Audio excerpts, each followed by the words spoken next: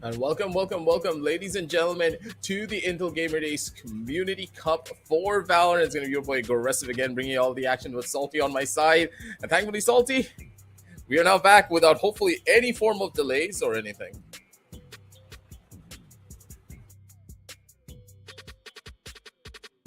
Thank you so much, man. Matlab, it is always a pleasure yaar, just be here and watch all these young Valorant superstars grow into it. We saw some amazing matches yesterday, Aggressive, if you remember. Especially the one we saw Rad Syndicate pull off something amazing against the losers. Today, let's find out what else we have in store.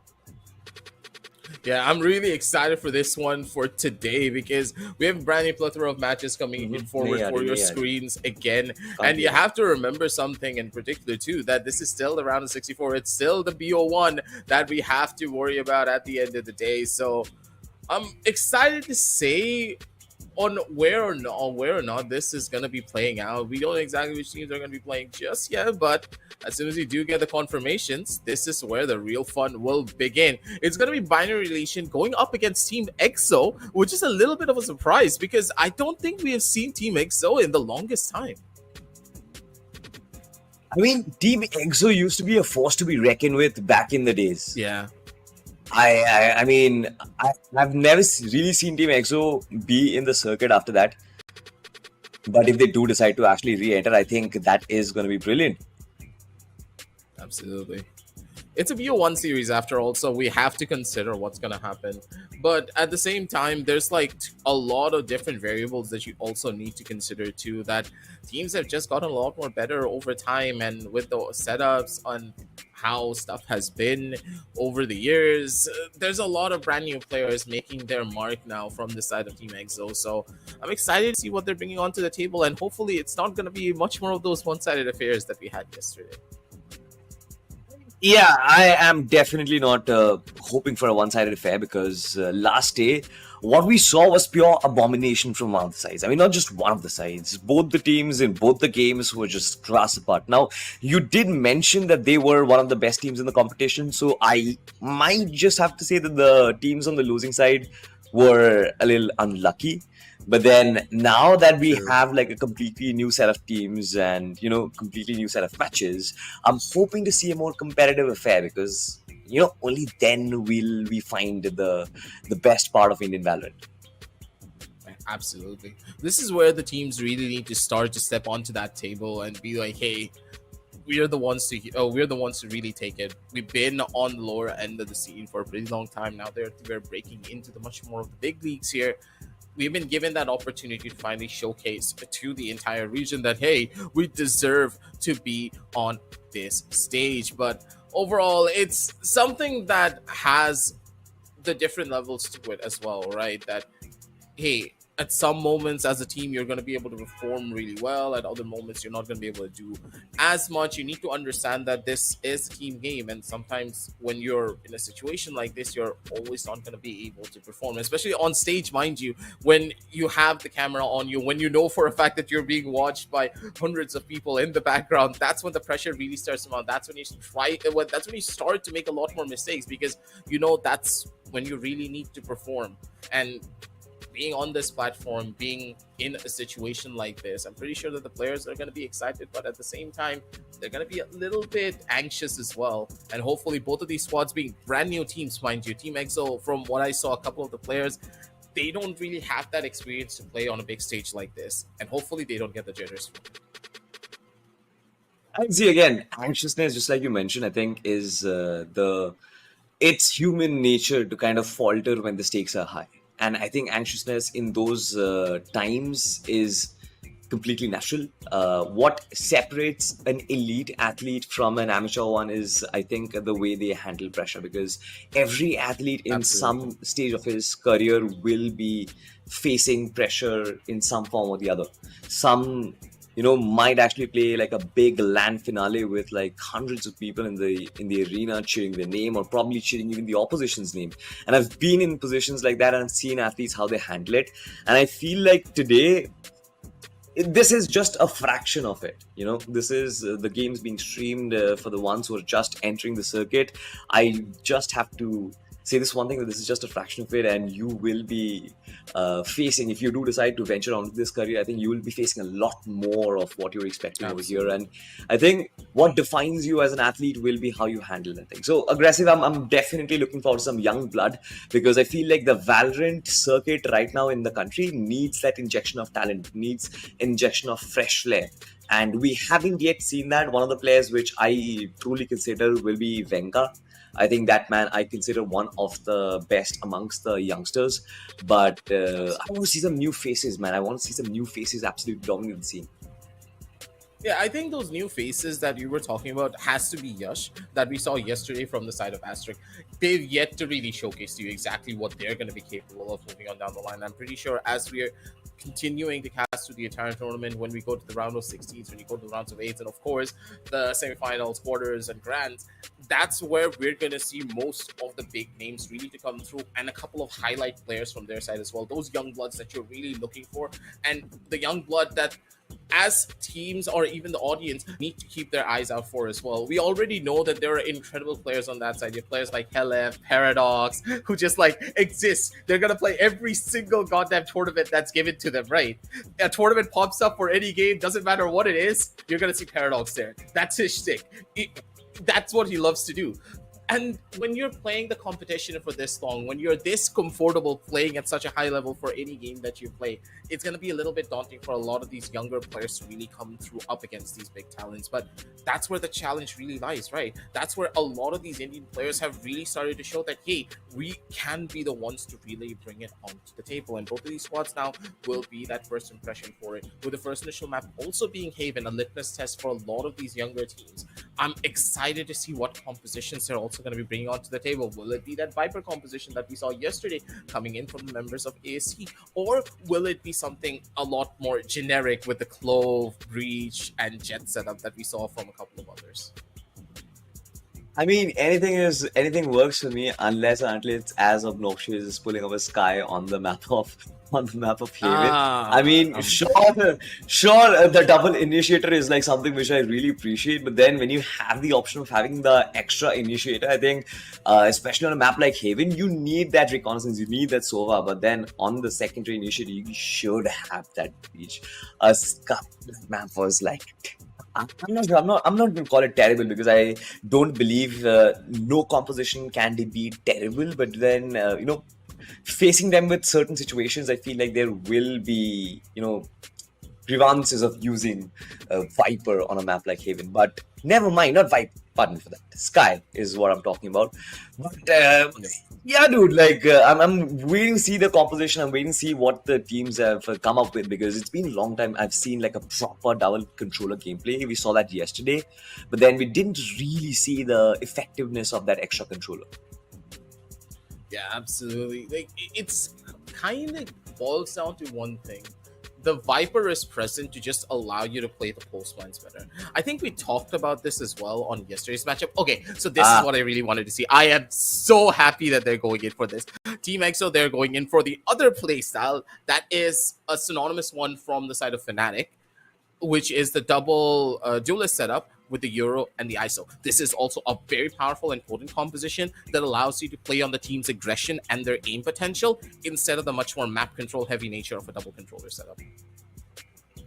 This, man, I absolutely love this. I think the ISO and the Euro composition, it is one of my favorites, especially when I get to see that from an ultra aggressive team. I'm not sure how Team EXO are going to play, but then if they do decide to go on that venture, I feel like, yeah, that is going to be spicy. But then, on the other side, Binary Legion, let's talk a little bit about them, because Breach and Sova, pretty default. I think this is the most default composition that you can play on the map of Haven. You have got a Cypher, maybe possibly to just anchor down that A side. You've got Paco, who can actually be very versatile with his ultimate. He can actually flow around the map if he uses it very wisely, especially in crucial situations. And of course, Zeus on that Jet. Really excited to see how that man will be facing the duel of Alpha Warrior and Sangram.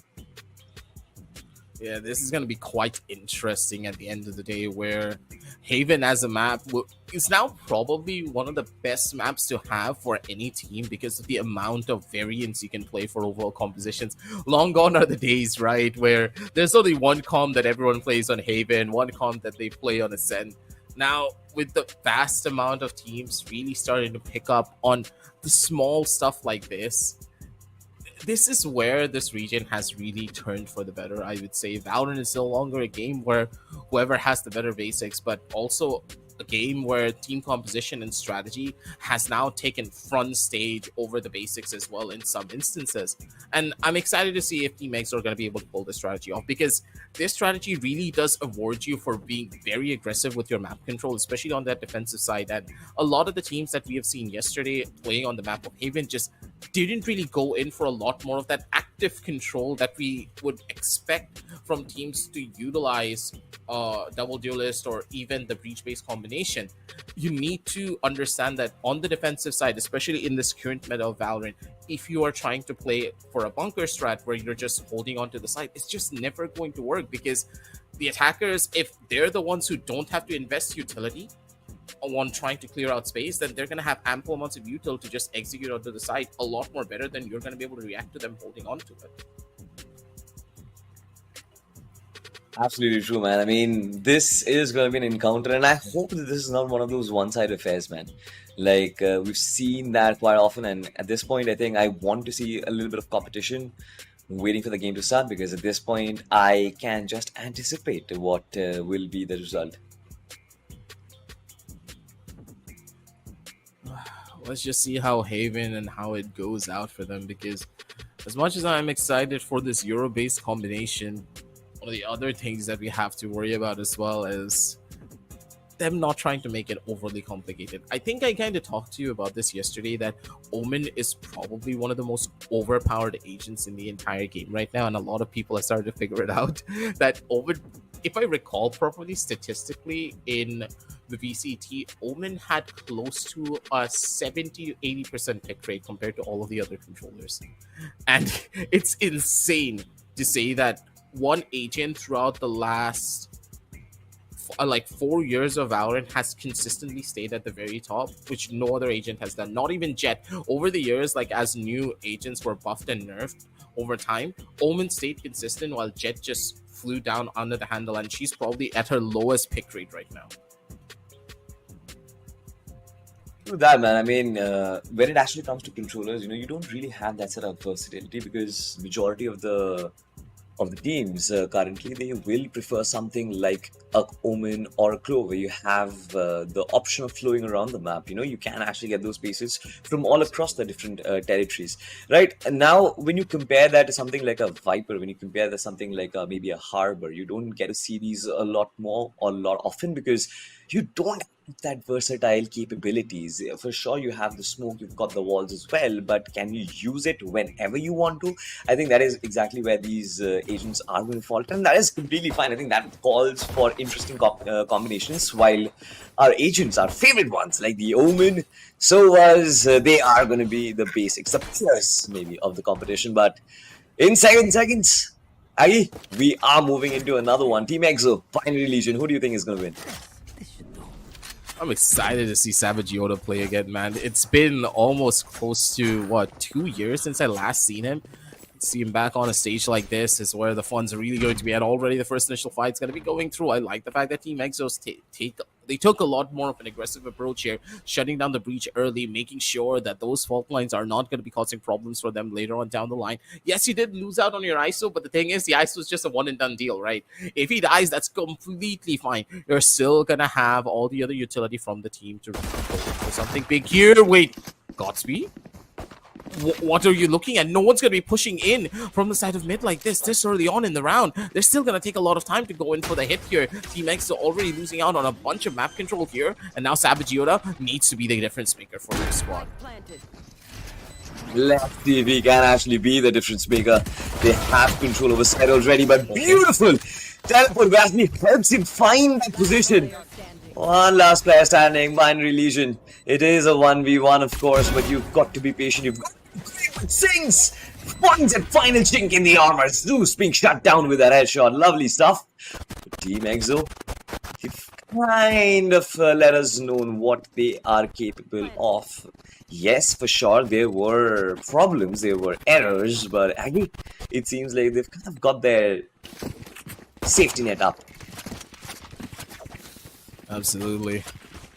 The setup that they have gone for is just working wonders for them for that engagement. And I love the way that they flooded into the side together. Savage Yoda playing it slow, playing it steady, waiting for his Euro to come in for the flash first, and then opting to go in for this hit. This is why Euro right now is easily the premier duelist in the entire game. And I still remember, I'm gonna bring up the past constantly. Every time I kept on telling people that, hey, Euro is probably the best agent in the entire game and people are just sleeping on him. No one believed me.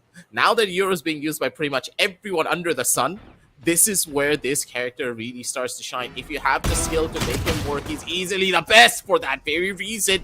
Good one tap coming through from the side of Sangram, but now he needs to slow it down over to a crawl. No gun being given away. It was just a ghost in hand, so at the end of the day, the over-aggressive play works out for them. But look at the members of Team EXO, so knee-deep in enemy territory, and they're prepared to go in for this hit.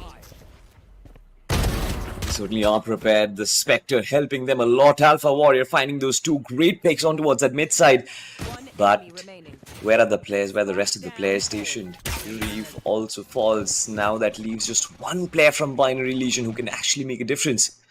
Responsibility on the shoulders of Paco. Omen right around the corner. Oh my god. Oh. Leaves him not just with a Spectre, but also a spectacular opportunity to win this round.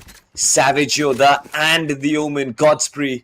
Will they be able to stop this little man? Yeah, Paco is in such a good spot here to try and clutch out this round. Has the weapon, has the dark cover as well. To really go in for a little bit of a sneaky play here. It's all about playing this one smart.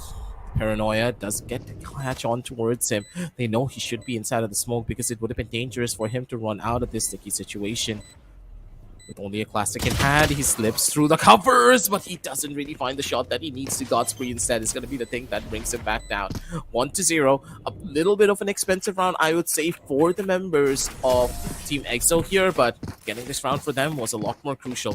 A good 2-0 start, but Team EXO, they have to worry about the Byron that's now going to be coming through from Binary Legion.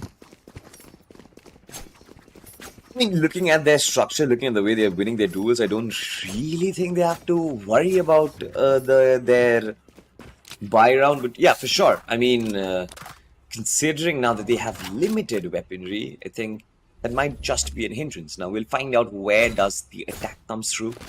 Binary Legion kind of set up on towards that A site, might be facing the Sova and the ISO from Team EXO. Alpha Warrior just being pushed back from that fault line. A little bit of space for Team EXO being given away.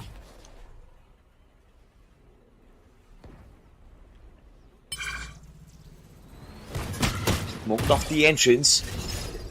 Tap shots, Sid will take considerable amount of damage, but still is safe. This is quite a slow round as compared to what we've seen so far. I mean, Binary Legion on the other side being too adamant on towards the A side now moves towards Sears where Alpha Warrior is set up with that Sheriff. Now one shot, one right angle, I think he can deal a lot of damage, especially if that shot connects on towards Sid. Zeus and Reeve on the other side. The recon comes through. Team EXO reading this as of yet. Alpha Warrior steps out and he gets deleted. Zeus opens things up. The front gets around, but the Godspree will stop the charge. Sid has a lot of responsibility on his shoulders, but this teleport might actually do the job. Smoke covers protect them as of yet. Sunround is there. Flash connects, but Flick still finds it. Stings and Savage brother. Position.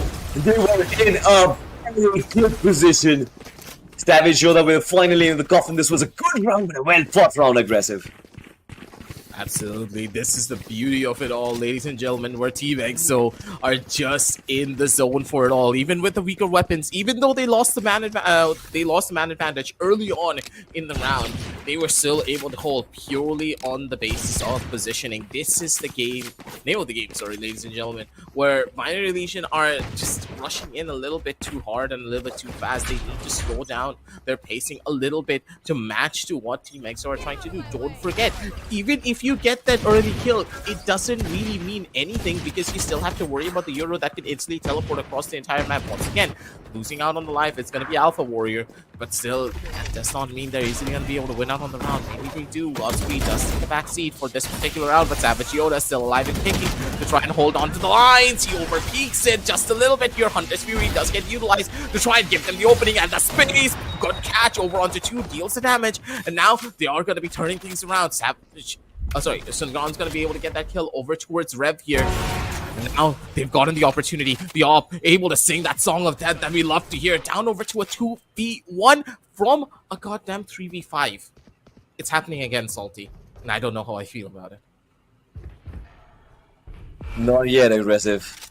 Not until I watch this man Paco fall, because I know this man is capable of some miracles, but then using that ultimate right now, I don't think that is the right option. We've got both players from Team EXO on towards that A wing, which leaves Paco with the entirety of the C side completely open. Needs to plant it, has a smoke available, will get another one in 5 odd seconds. Has the paranoia as well. He has enough, ample amount of opportunities to isolate those fights, but he needs to be mentally prepared. Paco, are you ready? Goes in for the plant.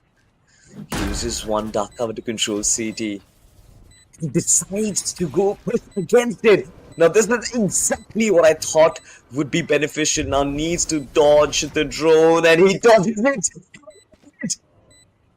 He capitalize. Paco, Sinks will swing around the corner on the No! Why did you use the off?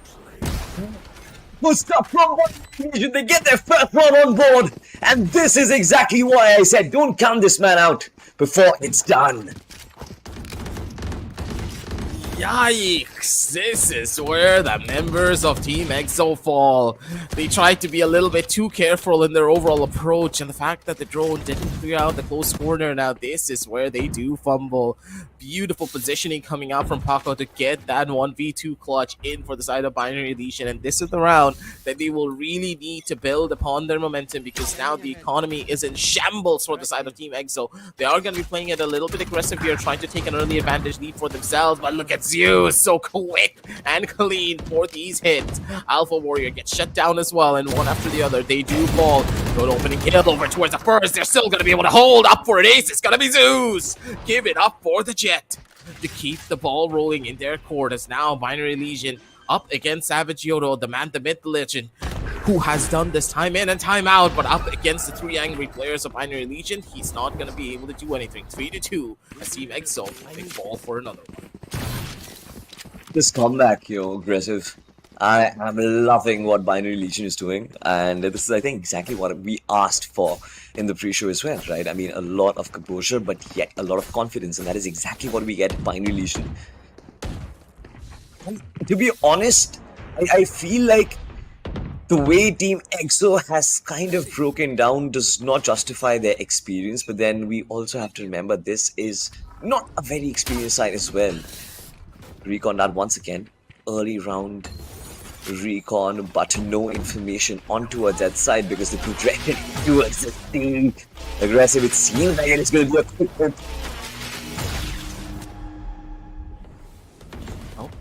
They were able to get that pickup kill. The kill contract is going to be able to find so much value for themselves, and with the mid push now coming through as well, they're able to hold on to this. Zinx is going to be able to shut down multiple too from the opposite side, and Cerebral instantly shuts down Zeus. Was not ready for that engagement, tries to go in for the last kill, but it's just not going to happen, and Cerebral is going to be the final player to bring everything back down to earth. A very well played out round coming in from the members of Team EXO here, as they utilize the momentary confusion being utilized by the members of Binary Logic to just really pounce on top of them. This is the strength of the ISO. This is what ISO can do when you allow him to farm up those orbs. As soon as that kill contract comes online, that's almost a guaranteed kill or a full-on stop to any form of side executions. Because let's say the Jet dashes in, right, to create space, the ISO can just pick up the Jet and allow your teammates to flood in for free. Because the players that are behind the Jet, they can't get in as quickly, right? They're still going to need to pass through the choke, and the defenders who are holding onto the side can easily go in for a free kill from there. That. But this time though, Look at this, Binary Legion kind of all focused on towards that mid. Do you think this is going to be a mid execute? Because look at that, the defense of Team EXO is well set up for this. 3 players against 4 should be an even affair. Absolutely. This is where the game is really going to start to pick up for them. It's all about playing this one smart here from their side as the push does come in. You can see that the Jet in for the first line, already dashed in, trying to go in for the kill. Godspeed's gonna be able to take up the player that's behind them though. Still worried about the Jet over from the top row. They've yet to swing out in towards him. The ISO shield does get broken. That's gonna be a little bit of a problem. They don't know exactly where Sungram is. He's gonna be good for 1 kill, but instantly gets brought back down to a 3v3 now across the entire map. Zeus is gonna be good for the other. The hat does come off from the Cypher to reveal the last known positions of the players, but Zinx now stuck between a rock and a hard place. Does get the shot over onto one. He's gonna be able to find the second, take it over to a 1v1, but Zeus, the almighty god and the king of the Greeks, is not gonna be the one to fall. Lightning thunders down onto the side of Haven to bring down the last member of Team EXO to take this 4-3 scoreline for their team, and they do it without investing any of their ults. The Rolling Thunder, the Into the Shadows, the Neural Theft, and also the Blade Storms are still online, while Team EXO, they only have Hunter's Fury to work with. Just witness, man. I mean, I'm not sure which one do I like better. Was it the play or was it the man commentating on that play? Because both of them were scintillating, but look at this right now. Binary Legion, they are alive. Kudos to Zeus and Paco, who are really holding down that fortress. Paco is gonna teleport on towards heavens. He has found himself space. Meanwhile, 4 other dudes are marking the entrance. It is Binary Legion on towards enemy side, while Flakes holds the back lines, but Sings with the Hunter's Fury. The next one will get one of those shots right. Binary Legion yet to find comfort, yet to find space, and it seems like Savage Yoda has marked one of those plays. Flakes all by himself knows that this is not the best of positions to be because his teammate is transformed inside the sky.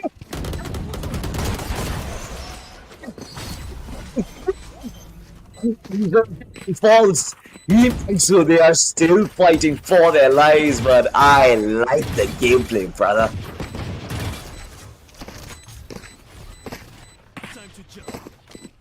Yikes, this is just gonna be those kind of situations. As soon as they take a round away, Team EXO, they answer back in perfect sound simulation, and it seems as though they're gonna be taking their sweet time for this one, as the hits already gonna be coming in through.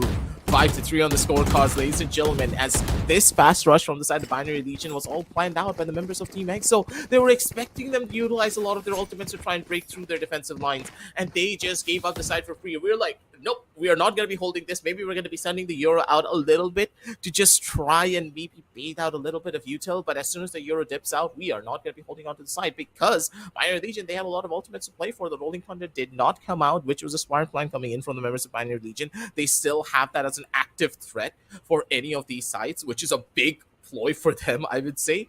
Now it's about strategy. Use this timeout to properly build upon what you want to do next. Where do you want to go? How do you want to go in for these executions? Because I like the play that Binary Legion have. They have good setups. They have a star duelist player on their team that knows how to clutch out in different situations. And to be able to work this composition in a situation like this, it is tough because in this current meta, in the way that Haven is played out generally as of right now, it's just difficult. And the fact that Binary Legion are able to do so shows that they have a really good foothold on the game of Valorant and their basics are well sound. But the thing is, up against the double duelist setup, it's just really tough. We have yet to see the ISO really pop off to its fullest potential because ISO as a character can easily take over space that even a Breach could not in the previous era. Yeah, true that. But I think at this point, the Breach, it does have a lot of responsibility, and Binary Legion from their side, I haven't really seen that responsibility being come through. The plans with the Breach haven't really been executed well. It's Zeus who is doing majority of that hard work. Savage Yoda kind of falls back. Next one towards Reeve. That is insane. Anticipated that position, just great and great. But now, Smoke cover does dissipate, but Binary Legion have complete control of that C entrance. What can they possibly do? It is a good flank, and they will start flying in. Look at these shots! Yikes! They Savage Yoda! Can't connect! Now it's just one man, Sid, who was standing tall. That has been broken down. Good stuff, Team Exo. This was a little bit half-baked, I would say, when they opted for a push onto the side of C-Link here. You can't really do stuff like this, because you're trying to go in from a singular choke point. You could have at least tried to do a little bit of pressure over towards the garage side first, and then opted to go in for a hit like this, because there's too many different crossfire angles that the members of Team Exo hold on to. I have to give credit where credit is due, though. The members of Team Exo, they played it out perfectly. Whenever you're expecting your opponents to really go in for that aggressive play, when you know that they have weaker buys, they are going to try to extend onto you. So that crossfire setup that they had from garage and from the side of defender spawn was just perfect from them. But still, like, Binary Legion, they could have invested that rolling thunder if they really wanted to go in for a push like this, but they wanted to hold on to it for this buy round. But in a lot of ways, this buy round is like a do or die for them, because if they lose here, they're not going to have enough money to go in for a proper buy on the last round of this half. But now, though, Binary Legion are striving for the next round, because I think that after this, they will not have a lot of options. Rolling Thunder does come through. It is Binary Legion who have infiltrated the site, but it seems like the smoke are about to dissipate. Not good news, because they're yet to establish control. Post-plant positions being in place already. Sunram with the flash. Finds a connection. Spark as well. Sid still left watching. Legion have been broken in half, but still a 3v3. That smoke from that cipher not lasting long. The cage being dissipated, and Reeve destroys all. Wow. Now, will agree that this is not exactly strategically one of the best games that I've watched. Yes, for sure, there is like huge ample amount of scopes of improvement, but the trades and the amount of mechanical skills, the raw firepower that we're getting to see, I think that in itself does push the adrenaline button, at least on me.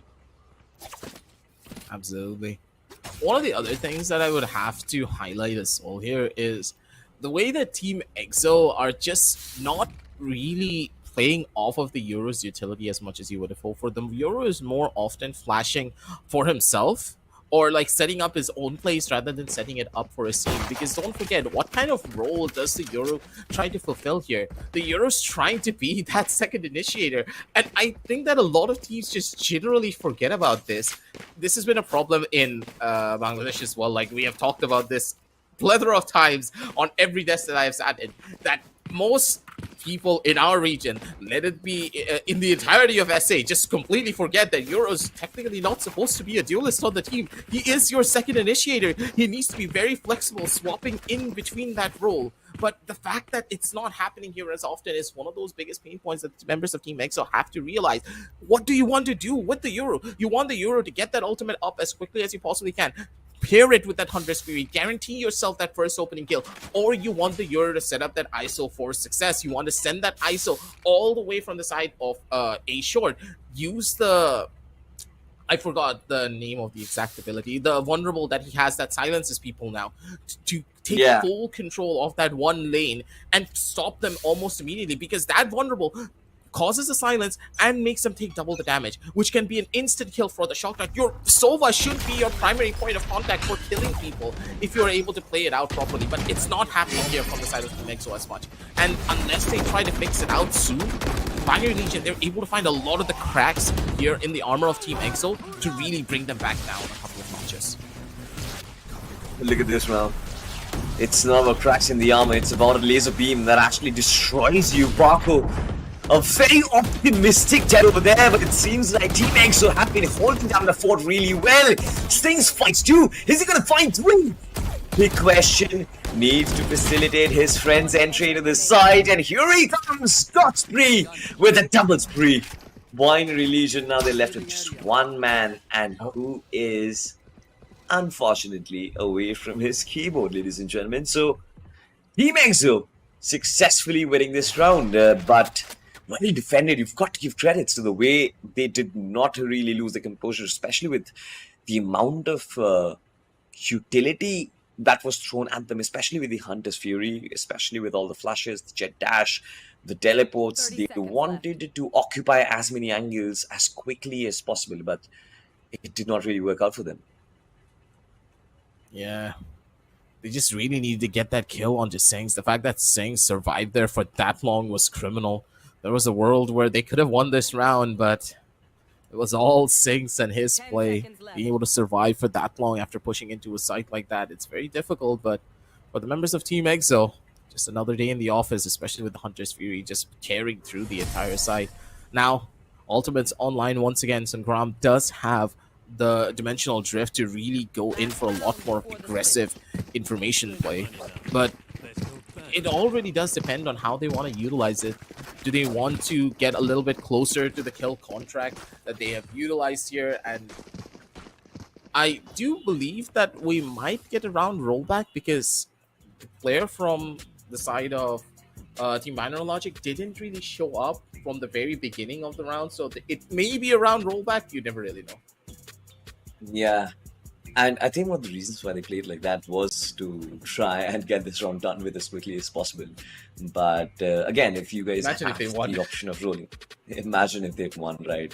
It would have been weird if they were asking for a rollback after that. But Binary Legion, I think they're not as uncomfortable as the rest of the teams. But ladies and gentlemen, it seems like production in my ears are not singing very pleasant words. But don't go anywhere. We will be right back after a very short break. One of the players might have faced a little bit of a technical issue, especially with all the rain going on. Don't go anywhere. We'll be right back.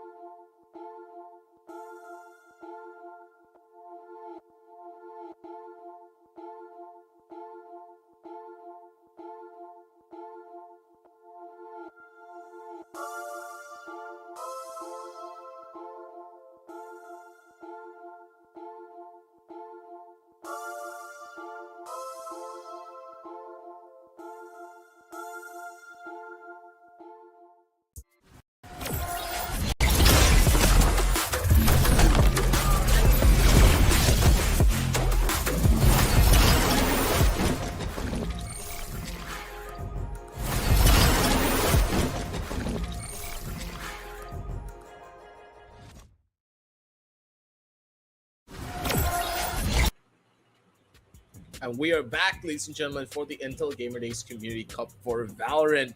And hey, as you guys have been waiting, hopefully you checked out the links down below in the description, because this is a clutch moment thanks to Intel Gamer Days. You can grab Intel Core-powered gaming laptops starting at 52,990 INR on Flipkart till September 7th. And of course, you get no EMI cost when select models with select bank cards as well. So make sure to check out all the links down below in the description if you want to get yourself that proper gaming laptop to give you that edge if you want to play on high-stake competitions like this. And as we're jumping on back in towards the game here, ladies and gentlemen, the excitement just keeps on continuing. The last round of this already starting off with a shebang. Look at Shungrom just going in for the big plays. The man just happened 2 out of existence, now completely blinded out.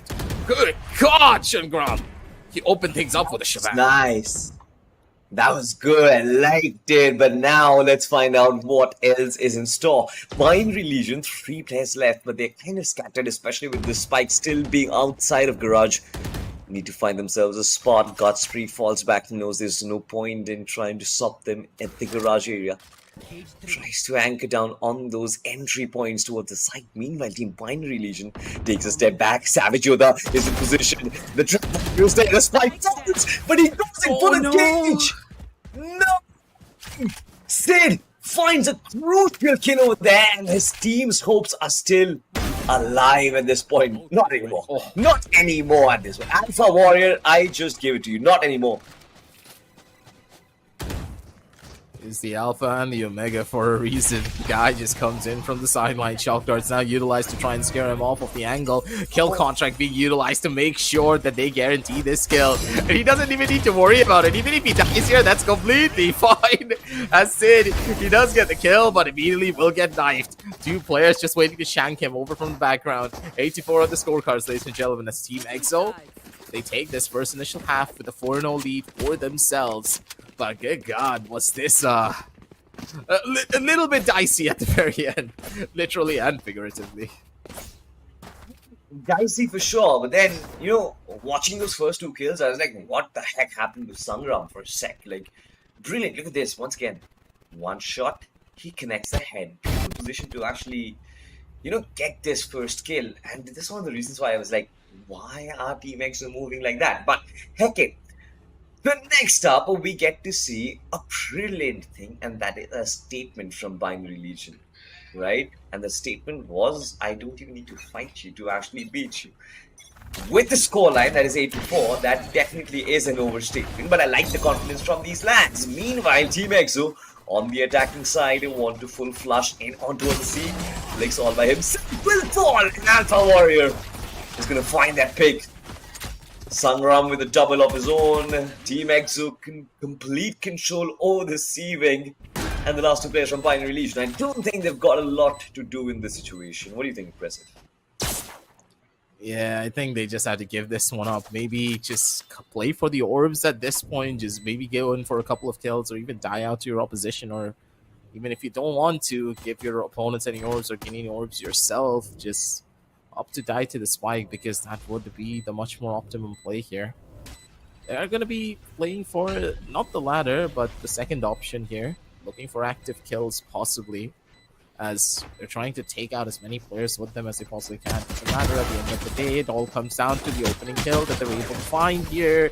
Weapon runs out of ammo, and that's going to be 2 players who do get orbs for themselves. But the thing is, Rev needed to be the one who got that kill instead, because that Hunter's Fury will be a lot more beneficial for them in comparison to that Blade Storm. Yeah, for sure, man. I mean, the ultimate situation, especially for Binary Legion at this point, I feel like is going to be quintessential. They need that Rolling Thunder activated as soon as possible. They need that Neural Theft being activated as soon as possible, because Binary Legion, if not now, I think they need... I mean, again, this was a win on the pistol for Team EXO. They automatically win this round, but when they come back with the full buy, I think Team Binary Legion will have no option but to go all out. And without that, I think recovering their position from this match will be now impossible. And we know this is a best of 1, so you've got to give it your best.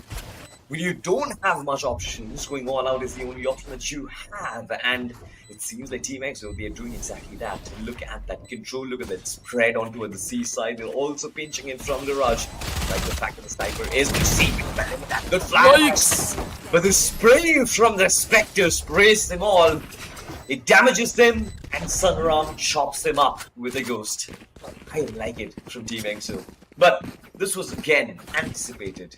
What comes next is what I want to see from Binary Legion. A lot of confidence that we saw in the first half.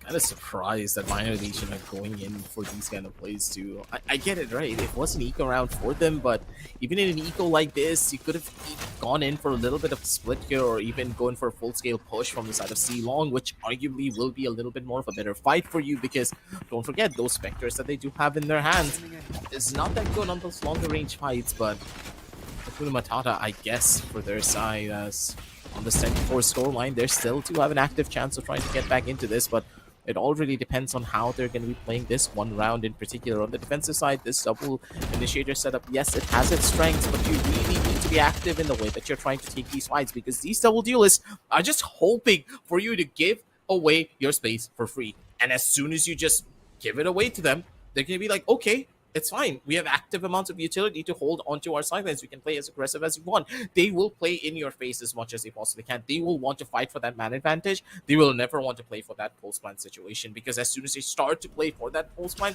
that's when your double initiator setup will really start to shine. We're talking about the double initiator. There we go. This now stayed waiting on that fault line for quite a while. Still successful over there. Stings finally finds a tree, but this was like a comedy of errors. I mean, both of their players were just completely in their blind spot. Now look at this. Team X of 3 players trying to just run as quickly as possible. Now, Binary Legion have an option to creep in, but I believe they just committed a massive error in try and holding this side down from just one angle. They needed somebody to be present in those backstab regions, but now Zeus has been spotted. The Cyber Cage blocking his vision, and still decides to actually venture against it. The recon is there! He's brilliant, but he still managed to find a kill over there! As Paco steps up, it is a 1v1 between the Snipers and Savage Yoda. I think he is unaware. Yes, he is unaware. But Flix, he knows all his target is going to be is this spike. He knows exactly where he's going to come from. Canals and Binary Legion get themselves the 5th round. Hard fought, but an important round irrespective. There's such a 50-50 fight coming in from Flix as well. He had to take a guess at whether it was going to be left or the right, and he just guessed it right. Literally and figuratively. Good God, I'm making jokes without even knowing. 10-5 on the scorecards, ladies and gentlemen, as C-Meg. So they're playing this one well, but Binary Legion, these clutch moments from these players are what's really starting to put a little bit of a hope in their eyes for it all. But don't forget that last round for Team EXO was still a technical bonus, so they have enough buys to go into this round to come back at full strength. So it's not going to be that easy just yet, as the utility now reigning supreme, as they wanted to go in for the hit, but the flash coming through from the Euro actually blinded out the ISO here. An Alpha Warrior, he's going to be taking the back seat in this particular round, and the overall execution, even though it looked almost perfect, didn't really pan out in the way that they would have wanted. But this is one of those trades that you would want. Binary Legion, they lost out on their Omen this early on in the round, so every execution that they want to do now will be quite simple for them to hold on to the post plant for. About a post plant. Team EXO needs to find a place to plant first, and now look at this. They've got the complete B side all by themselves because they've sold the fake successfully that it is going to be an A hit. Finally released on their players on towards an A. Like, God napping. Godspree is going to find that kill, and now information has been passed. Team EXO, they've blown off their cover, but they're still trying to go in for the plant on the B. Nope, they are on the C side, and this is a good plant. Binary Legion have a task at hand, and wait, what? Sid has managed to find Godspree, but instantly falls as Savage Yoda doubles up. It's just one man, but he's also the myth and the legend too. With the 1v3 up in store, I think it's going to be a little difficult. Sunram now in the angle, already ready for the fight. Last swing. An easy tap to finish everything off. Team EXO 11-5 on the scorecards for them. They did lose out on the round, but as soon as those buys came back in, they had a plan in mind and they were able to execute it beautifully. And you can see the difference between both of these teams. One of the biggest things that I have seen is not really a gap in mechanical prowess. It's more of a gap in how that they're playing the mid rounds, because both of these squads, I would say, are very even on everything other than that mid-round potential. You could tell that Team EXO, they just have a better sense of adaptability, and that adaptation that they're easily able to do is what's giving them such a significant edge on so many of these rounds. And unless Binary Legion are able to do the exact same, make those right calls in those mid-rounds, don't overcommit to those rotations, give away a lot of these free spaces, you're not easily going to be able to do much here. This is where the real problems will really start to arise here, ladies and gentlemen. And until and unless the members of Team EXO start to make a lot of big mistakes, I don't really see how Binary Legion are going to be able to go up against them, because time in and time out, it's been apparent that the mid rounds is where the members of Team EXO are really striving, and unless they take that control away from the members of Binary Legion, it's going to be quite difficult for them to get back into this game. Difficult for sure. I mean, I'm not sure if it actually looks doable at this point or no, but then still find out. Some very important rounds to play out in the next few moments. So, ladies and gentlemen, stay tuned. I certainly am. Team EXO on towards that A wing, smokes off. It seems like a fast entry, but will it be a fast exit? Still in position. Buddy. But still, he finds one. A very important one indeed. Omen is out with Team EXO. They have control over the A side. And sadly enough, Binary Legion is still waiting for their player. This Cypher has been a cause of problems for them. Nah, man. Not at this point. Not at this point. No, I don't think he wanted to. Not at this point. Not at this hour. I think Binary Legion, they're just giving up, man. What can you do? I think the Cypher is just having a little bit of a technical difficulty from his end. And honestly, we did give them a lot of time to go in for these technical pauses, but the allotted time that we can give them has already passed, and they're just gonna need to play with it. We can't stay around for this long for just one player. The show must go on, and it seems as though Team EXO, they might be the winners of it all, as the players just keep on falling onto the ground. Never mind. Paco nearly quit in for the big play on his own accord. And now with the last player still alive and kicking, just sitting inside the spawn, Hunter's Fury being utilized to try and go in for the kill, but instead it's gonna be Godspree who gets that final laugh. The Team EXO, they take this victory, but for Binary Legion, it's a heartbreak of a loss. For sure, this is going to sting, because I think one of the reasons why last year's games were, in my opinion, pretty fair is that the team on the losing side, they tried their best, right? And they did lose against a superior competition, but then they had experience, right? Had that experience of competing. Tonight, especially with this game, I don't feel Binary Legion could play at their 100%, and that is, or that might actually sting them in the run which is about to come. For sure, this will mean their exit from the tournament, if I'm not mistaken. This was a best of one. Team EXO, IND will move on.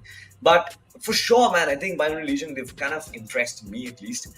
Speaking of Team EXO, though, they were brilliant. They certainly were brilliant, and they looked the much stronger side, and no matter what.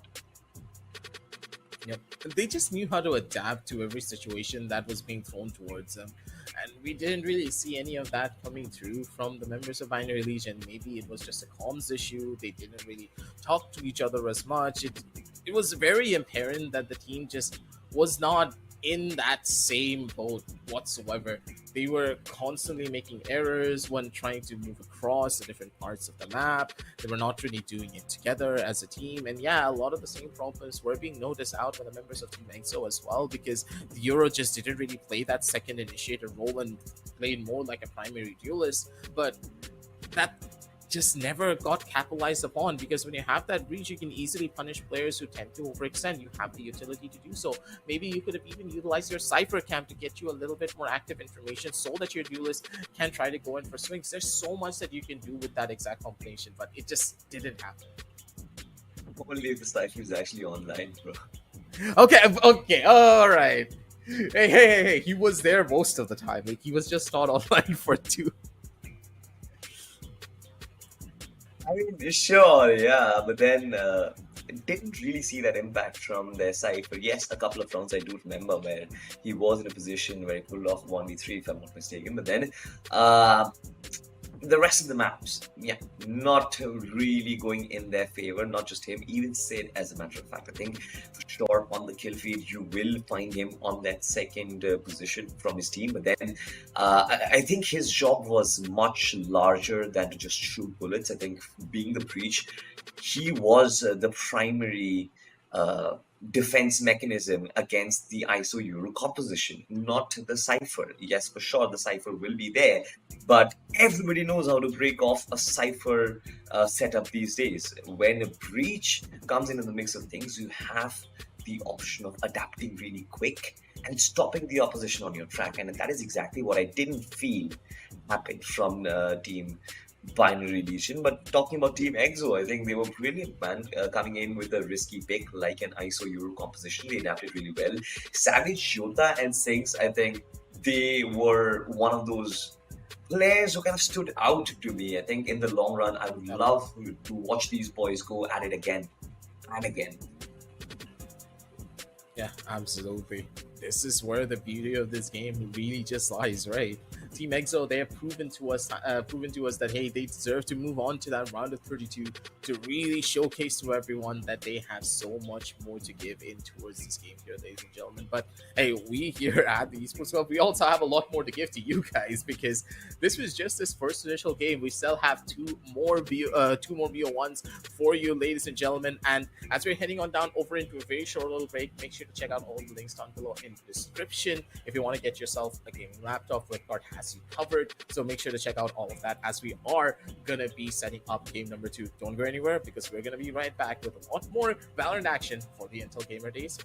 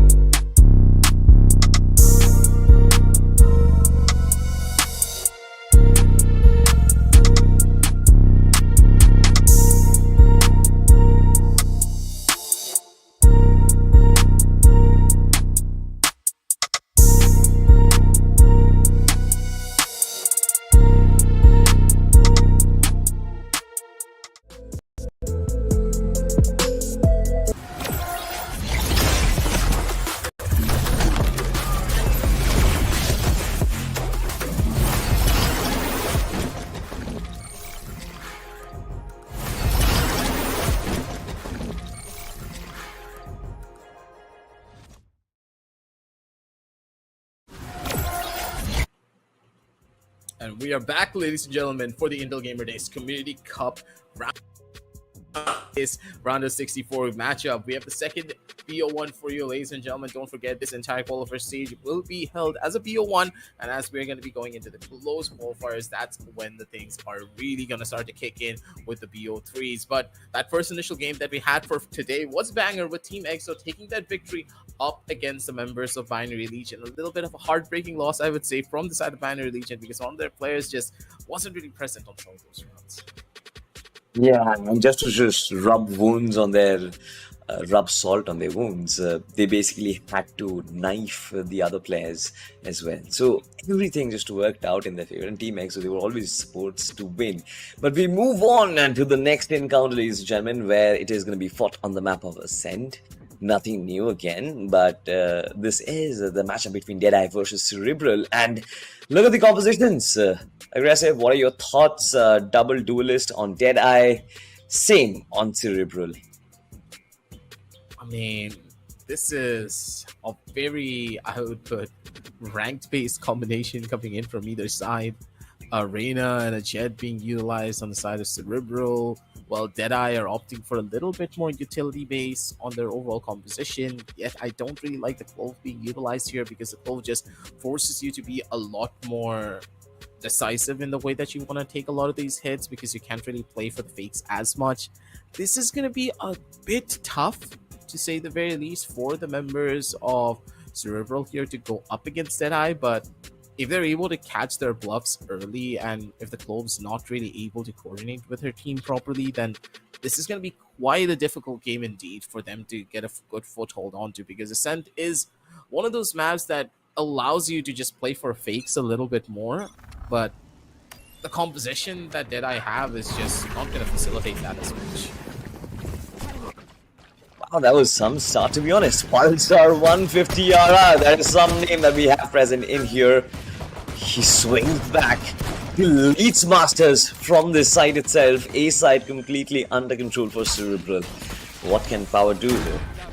I don't really think we'll be having a lot of utility in the first round. Has actually none. This is going to be an absolute brawl fest. Devishish, he falls, but then Mac Dak King, that is a weird name.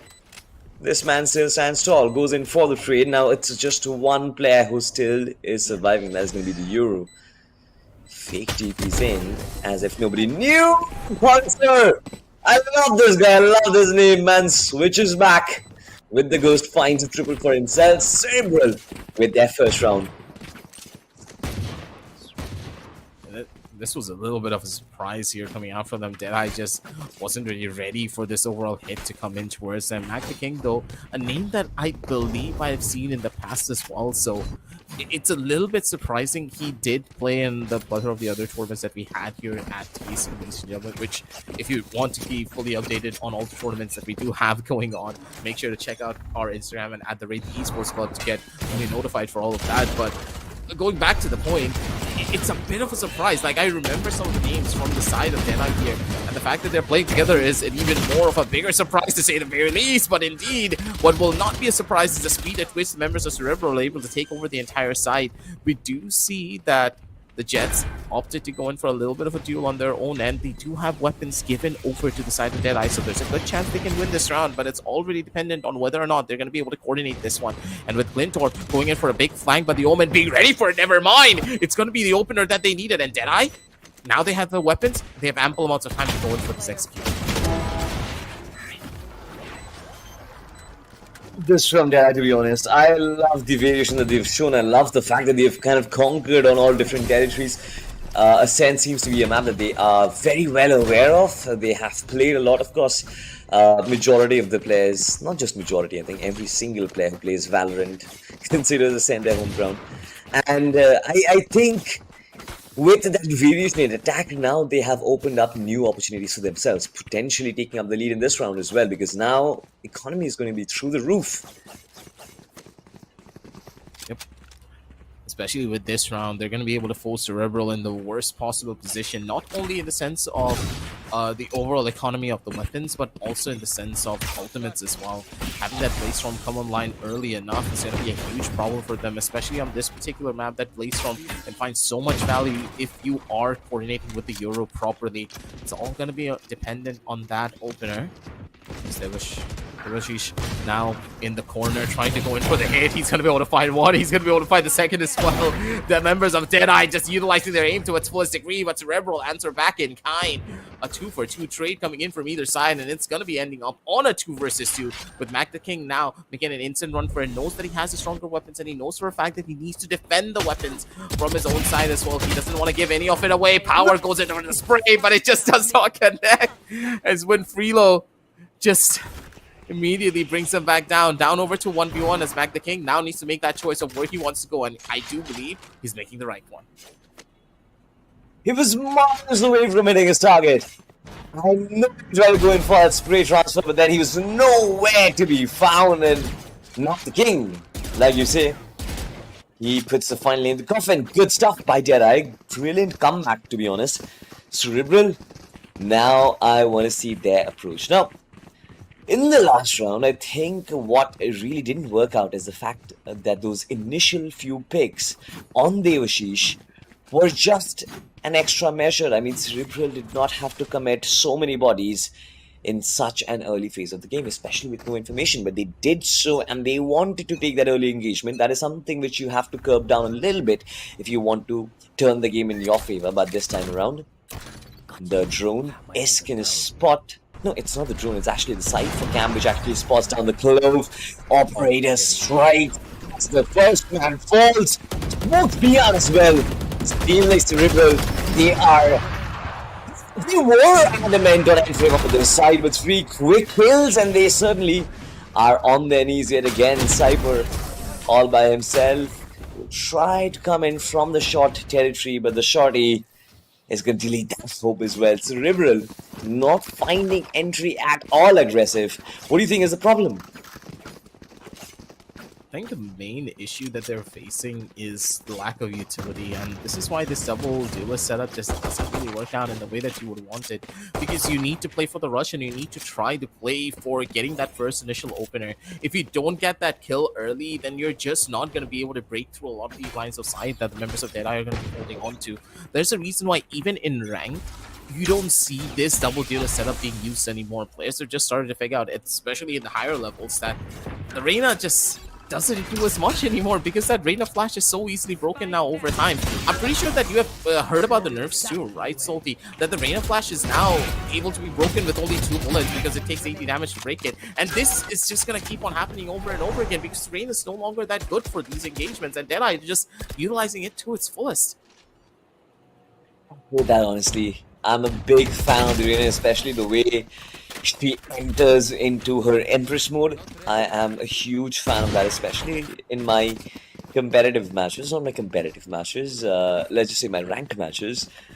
I've always preferred playing with the Reyna, and I think it's the rust that you actually play, it is the adrenaline that you actually get when you are playing Reyna is what makes people still stick to it. And I understand that these players who are possibly, playing their first professional tournament, they will be kind of hinting on towards the Reyna quite a lot. I understand what a 150 Pulsar 150 RR is trying to do over here, but like your point suggested, it is not that useful anymore, especially to any team composition. But look at this right now. Good recon that is going to bring out Windfellow and his visions. Man still manages to strike and he gets both of them. This is daylight robbery, and then I just let that happen. Finally, Mac the King will put an end to him, but it is the Asian guy and the Cypher who win the round for Cerebral, at least preventing the game from twisting onto Deadeye's favor. Winfrey Elo just went in for such a big engagement there. The spray control was good at the end of the day. Being able to shut down both of those players like that is not that simple to do.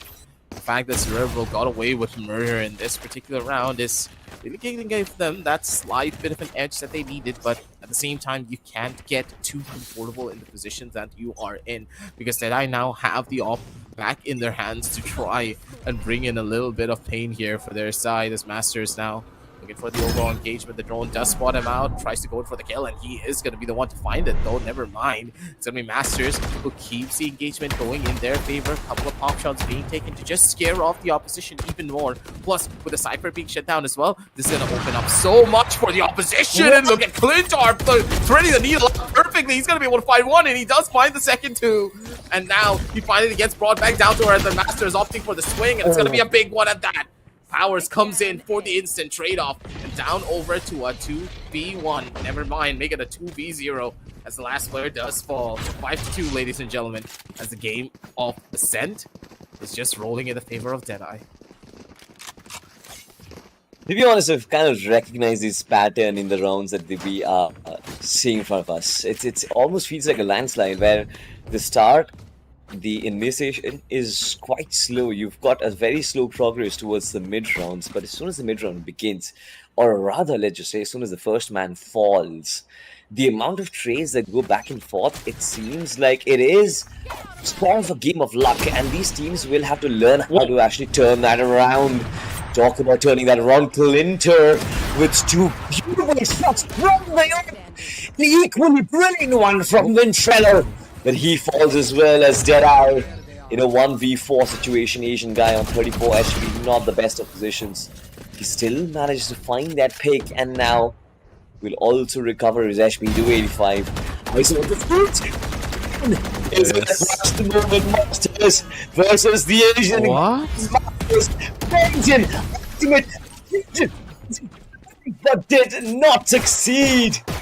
Well, Deadeye. What a performance. Did we expect that? Did we expect that at all aggressive?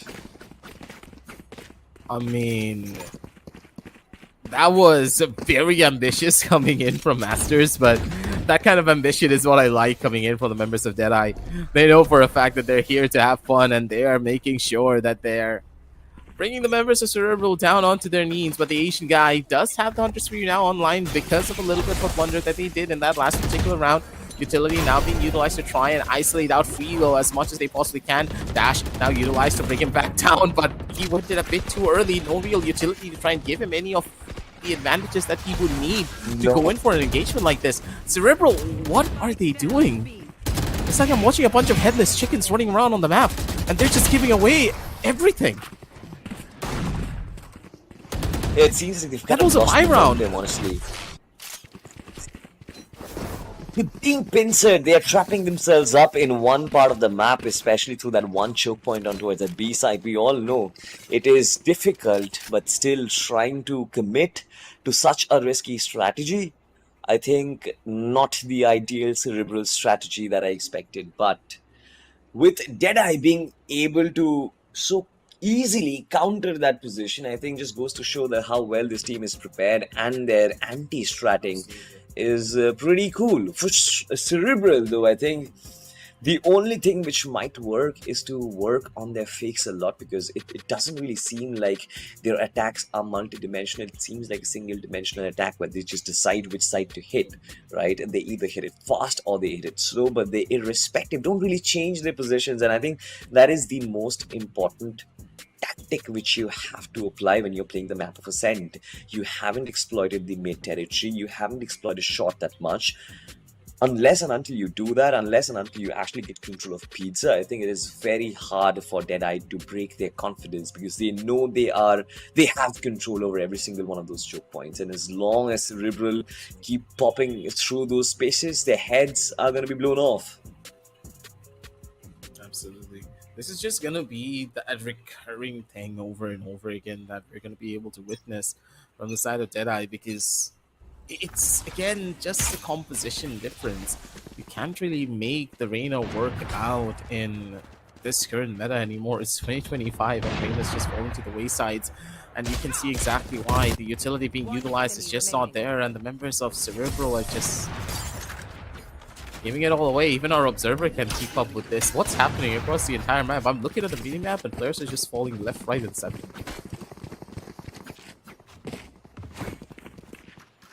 They certainly are. I mean, Look at this, right? 8-2, the score line, Cerebral just falling. I think this is where the IGL needs to step up and potentially try and anti-strat their way in. It's not a matter of mechanical difference, it's just the lack of direction, I feel, at this point. And this is where the IGL should have ideally stepped up. Cerebral going on to a very hard economic position right now. I'm not sure how their comeback is going to be staged, especially in this first half. A little bit of a recon lineup coming in from Mac the King. Where did that recon land? Oh, it actually landed on the A side. He was expecting a hit to come in from there. Debashi is now utilizing probably one of my more favorite Vandals in the entire game just because of the scope and animation. He's still going to be going in for it, fully scoped in, as Masters does find two as the Asian guy.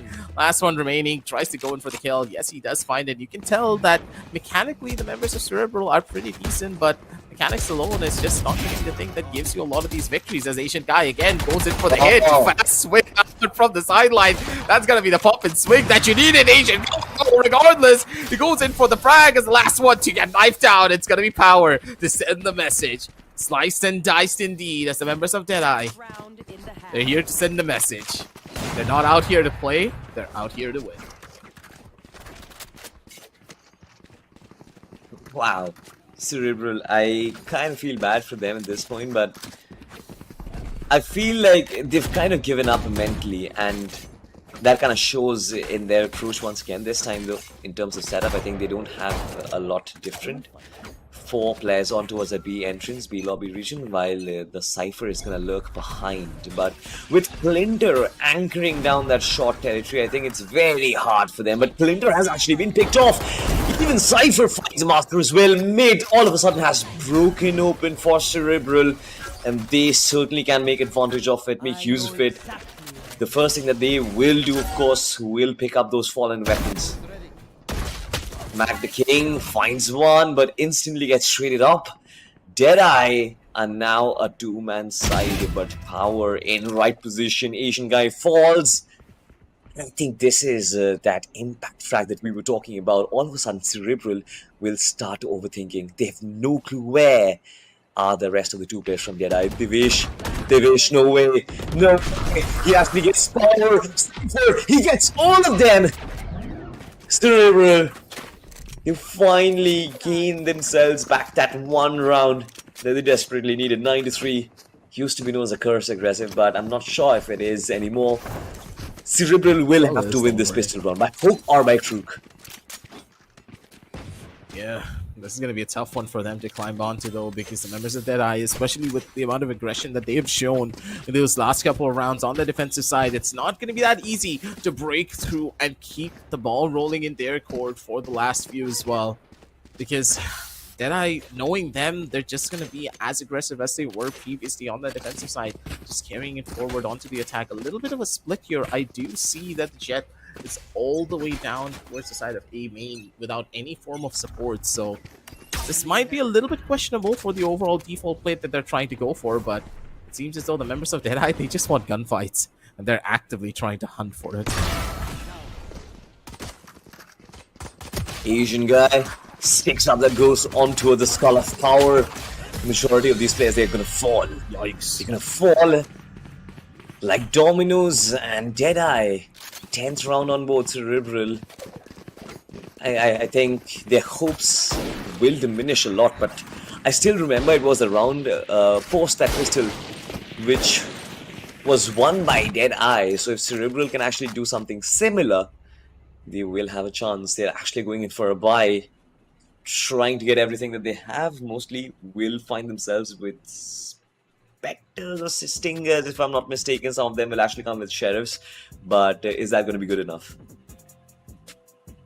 It's going to be difficult. I'm pretty sure that the force buy is going to be coming through just as you expect, because especially on a 10-3 scoreline, you can't really play for the buys, you can't really play for that overtime situation anymore.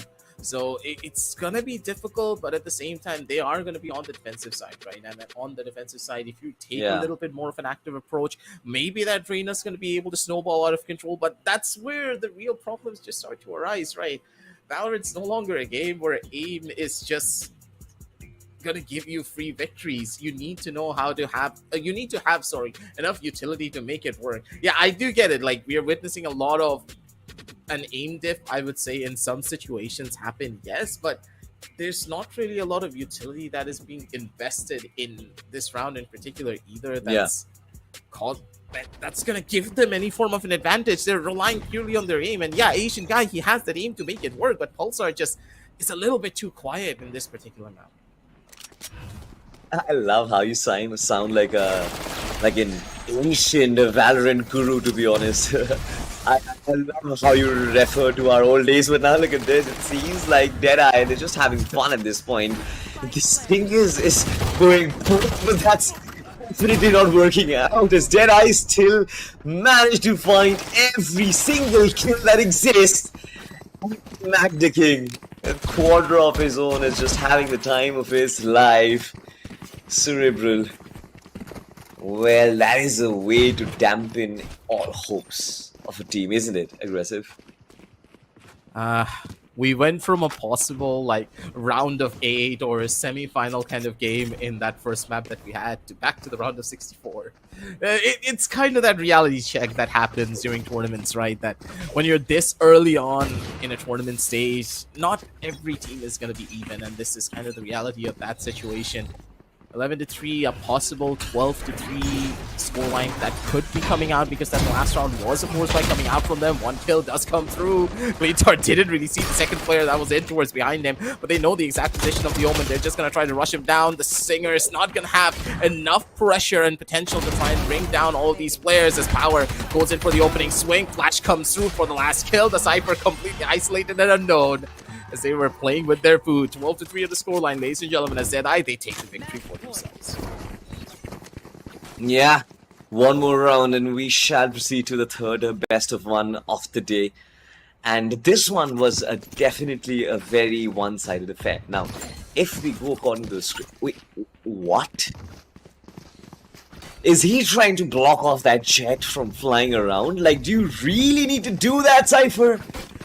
Cerebral is struggling anyways. You can go away with not having such a complicated setup for yourself. It's not very complicated as such, neither is it going to work, because Clinta is on towards the A side, and it seems to be like a hit for Deadeye.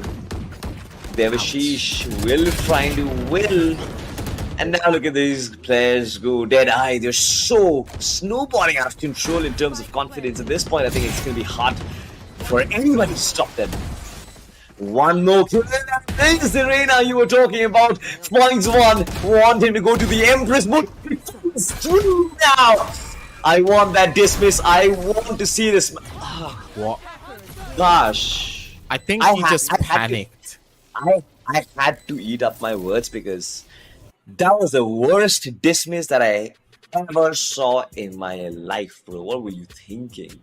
He was just there. You saw the drone fly off. You had to fall back, not go to his face. What? I think he heard the footsteps that were coming in behind him, so he was just screwed no matter where he went. If he popped out of that dismiss, the only thing that he could have done was just take that fight against that Sova head on and going for that kill. It's just too much pressure, right? You're already on a 12-3 scoreline. Yeah, in some universe you get a clutch, right? Take the dismiss, you go in for the big play. Why don't press that E keyboard? Why are you pressing that E keyboard? Just leave it open. Take the duel head on. Why are you making yourself vulnerable? See, I being a Reina main in my ranked games, I know as a matter of fact that you can use this agent better. I'm not a professional, but I can use this agent better. That is for certain, but it kind of give it to them, right? The pressure was just too much. You could tell that the opposition was just leagues above them in almost every single way, and that's the reality of the situation that we have to consider. And there's not really much that you could have done to try and take this victory for yourself either, because you just didn't have the composition to do anything here. Deadeye just had a better team comm. They had more synergy overall, and just better confidence at the end of the day. Winfrey Elo had that confidence for himself early on, right? You could tell that this guy knew what the hell he wanted to do in the map, but as soon as the pressure started to mount, and as soon as his team just didn't really communicate with one another properly, it just didn't matter, because it's just one man versus the entire world. And was not able to take the entire world upon his shoulders to try and maybe pull his team to a victory here. Well. Nonetheless, I think it was a great game.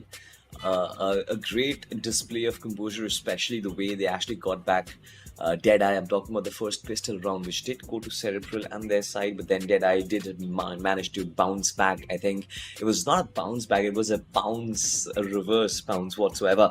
But it was beautiful to watch these new talents play, and this is what I have been saying after every single game, that for sure you get to see something new.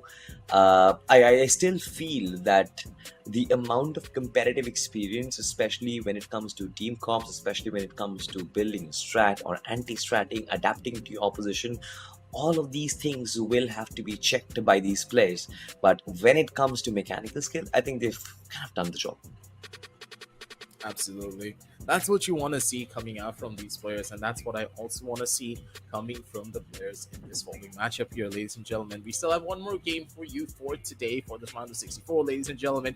Of course, we always do have those 3 sets of games for this initial batch of these qualifier matches, but as we're going to be heading on down over into a very short little break, make sure to check out all the links down below in the description to check out the lovely deals that you could have on Intel gaming powered laptops from the side of Flipkart, starting at 52,990 INR till the 7th of September. Make sure to check out all the links down below in the description for those deals. And as we're heading on down over into a very short little break, don't go anywhere. We'll be right back with a lot more Valorant action for the Intel Gamer Days community.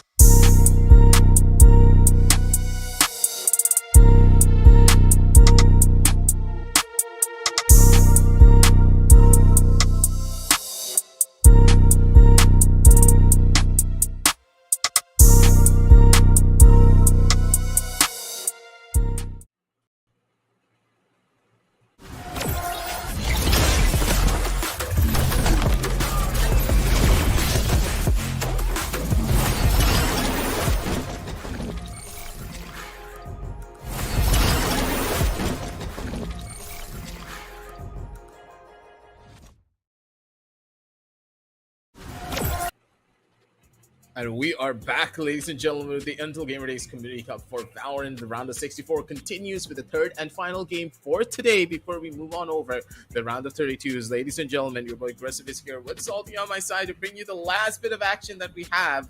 And oh boy, is it going to be a big one, because Gangan Galaxy is going to be the ones to bring in all the action here. A name that we haven't seen in forever.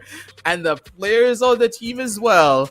An old face that is coming back after God knows how long. Knight Rider, a player that I've been missing for the longest amount of time. An up-and-coming star when he first entered onto the scene back in 2021.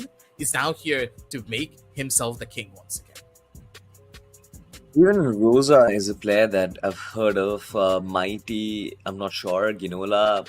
Mighty is possibly. also incredible.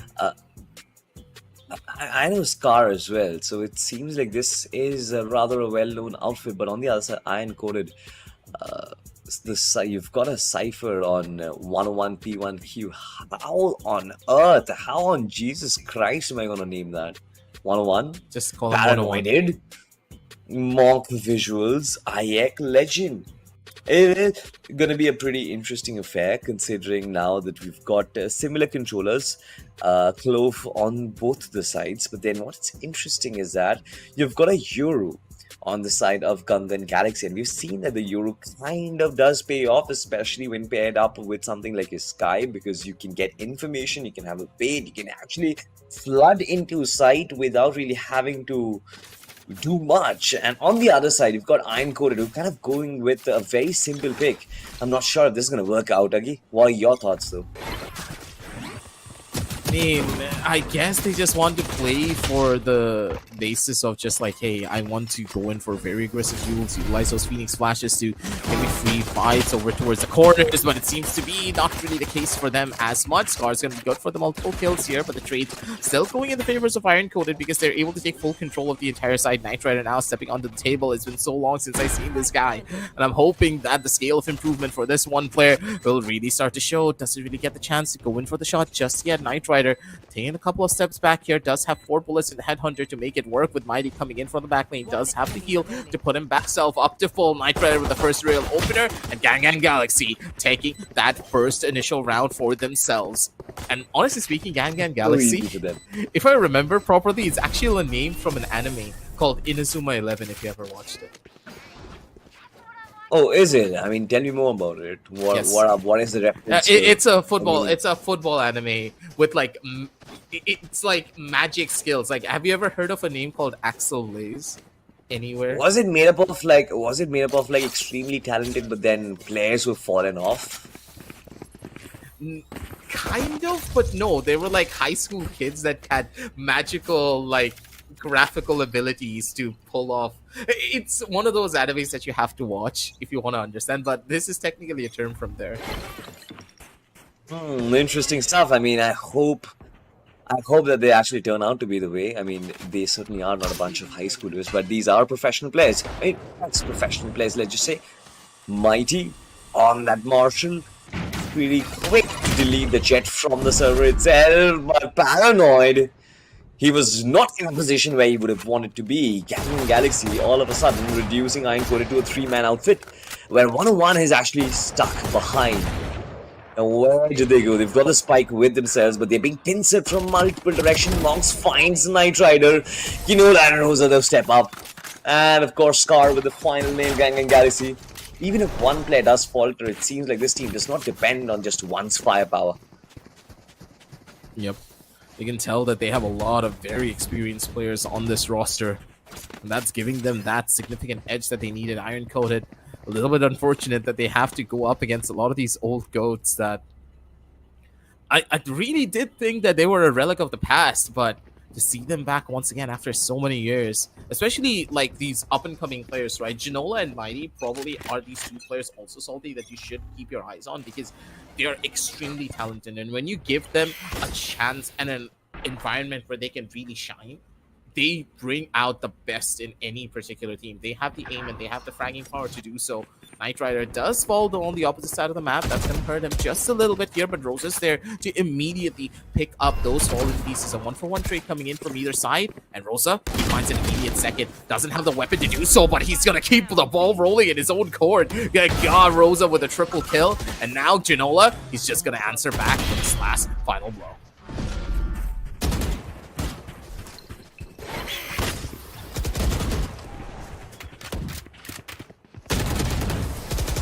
Hit to come through, and Rosa immediately gets his fourth.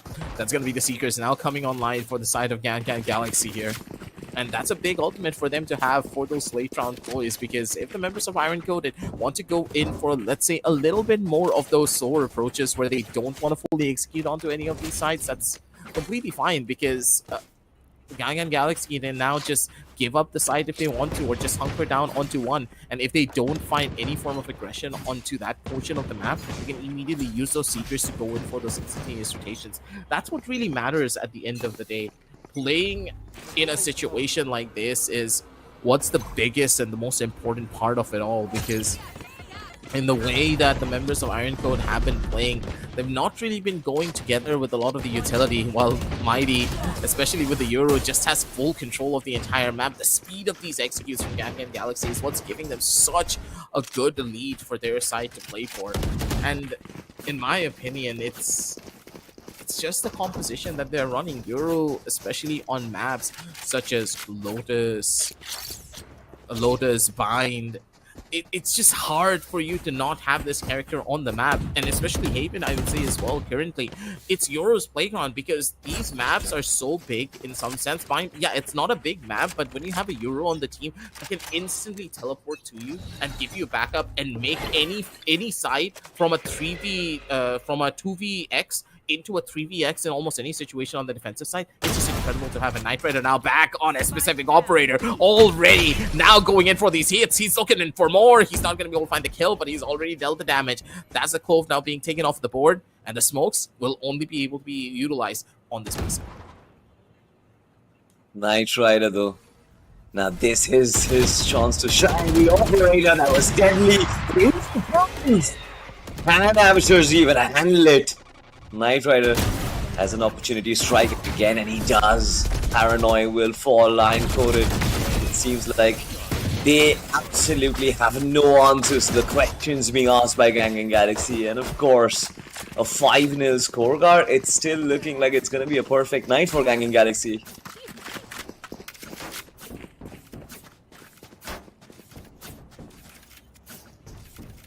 Seems to be working in the most weirdest of ways here. The members of Gangan Galaxy now in for a little bit of a foothold that they would have wanted.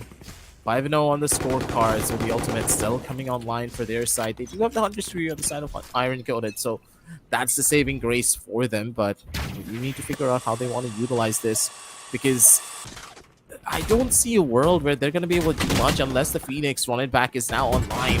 And yes, it is. That's going to be the first big opener that they needed. Once again, the run it back now being utilized, but immediately getting shut down almost instantaneously. Ayak being good for one, but Mighty instantly answers back. The trades are synonymous coming through from the members of Gangan Galaxy.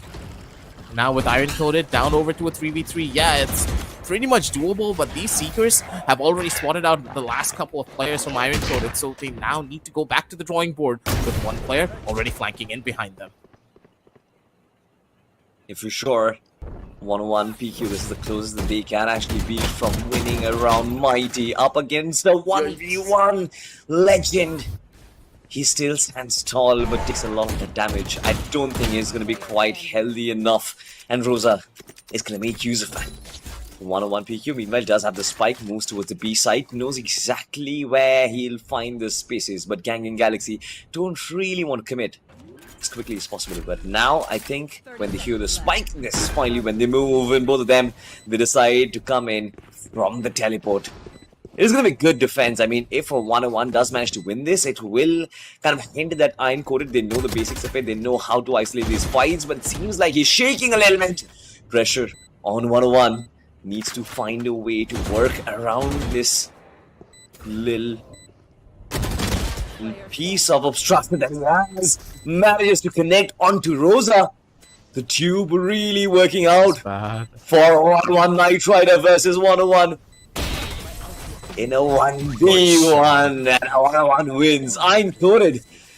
This was difficult for them, but he finally manages to strike back. Gotta love it when you see it here, ladies and gentlemen. The members of Gangan Galaxy. They really just could not bring themselves back into this round. Iron Coated just had that perfect flood sheen that they needed. 101 especially was just played that out so well and went in for a fast swing as well up against that player because he was so close on that angle and Knight Rider was slowly walking up. He couldn't really even flick for that shot. He wasn't expecting that play to come in from that Cypher as positions just didn't really work in the way that they would have wanted. Gangan Galaxy now, though, they do have the ultimates now online, especially with the 2-4s being utilized here. Mighty in for the angle and for the fight. He's looking to swing out. Actually, he's not going to run away here. This might be a little bit of a problem, but he does have the judge, the jury, and the executioner to go in for this duel. Sheriff in hand now being the outlaw for this fight, and he just keeps the ball rolling in their court. It's all up to 101 once again to bring his team back in towards this round, but with the isolated angles, too many different side nights for him to find. It's not going to be enough. 6-1 as Gangan Galaxy, they take this victory for themselves. A well played out round and a good sense of utility usage to get them this victory as well. I think they've finally gotten their flow back. It's not inexistent. It was just one round where they kind of missed the trick. But I feel at this point, they don't really want to commit any more mistakes, because if I was Gangan Galaxy and if I was an ex-professional player, I would take every single round by a pinch of salt. If Iron Coded do manage to win, it means that Gangan Galaxy up ahead for the rest of the competition. They don't really have their work cut out. How do they deal with it will be my question, of course, as Iron Coded, they yet and again start another attack, but this time it seems like Gangan Galaxy will move into spaces where they're not supposed to be, but still make the most out of it as the jet falls. 4v5. Jeez. Rose is going to be able to find another one for himself. Straight through the smoke, Scar gets an instant catch on the opposite side of the map. We tried to cast the engagement, but it's just too fast. Members of Iron Coded are just falling one after the other. Mighty's position has been revealed. He does take a slight bit of damage in the process, but that's completely fine because with the entirety of B-Long getting cleared out, Knight Rider is just gonna now hold on to the angle and never mind. Okay, Monk instantly shutting down Knight Rider with a fast swing of his own. Looks for the kill, and it's going to be Mighty with the double gut spray transfer onto the second. 7-1 on the scorecards here, ladies and gentlemen, as Gangan Galaxy, they take a strong 6-round lead for themselves on this first initial half, and they are going to keep it rolling as long as they possibly can too. Hopefully not a 9-3 scoreline, because Bind is synonymous to be one of those maps where the curse is a little bit too strong, but it's gonna be tough for Iron Coded to get more than 2 rounds here if Gangan Galaxy doesn't really make a lot of big mistakes. True that. I think I 100% agree with you. I think unless and until Gangan Galaxy commits some blunders at this point, I think this game is very much in the bag. Iron Coded the willing to figure something insane, which I'm not sure if they're capable of doing, but Ayak finds Ginola in a very good duel engaged. Does find some space on towards the A site where Mighty as well as his friend have been left stranded. The spike does get planted, but do they have positions to defend it? Taps from Scar does manage to find his destination. Mighty with a double with ultimate being applied. They're actually going all in. They're still falling. Not anymore. As Ayak and Legender use that ultimate to their defense. And now they've got themselves a second round. Can be the birth of a comeback, can it, Aggressive? Absolutely. And we were talking about the blunders, right? You could already tell what was the first biggest blunder that they had. They sent Ginola on towards Lance, and he swung out from Lance's position with no way of getting out. He had no teammate, no nothing. He had the opener to come in from Knight Rider, right? Because Knight Rider was standing on top of the van to get that opener kill. He got pulled away. And then Shinola continued to stay there when he had the showstopper in his hand. That showstopper could have been the instant stop to any form of aggressive rush that could have been there, but Shinola answers back in this particular round, instantly shutting down these two players. Mighty does get another one with the judge in hand. Now IX position reveal. He can't really go in for the shot with two players now swinging out in towards him. 101 just cracking under the pressure. Couldn't really handle it as Shinola brings him back down and puts the final nail on the coffin for this particular round. 8-2 on the scorecards here, ladies and gentlemen, as this game has now heated up back in the favor of towards of Gangan Galaxy, but Iron Coded, you can tell that they're not yet ready to give up.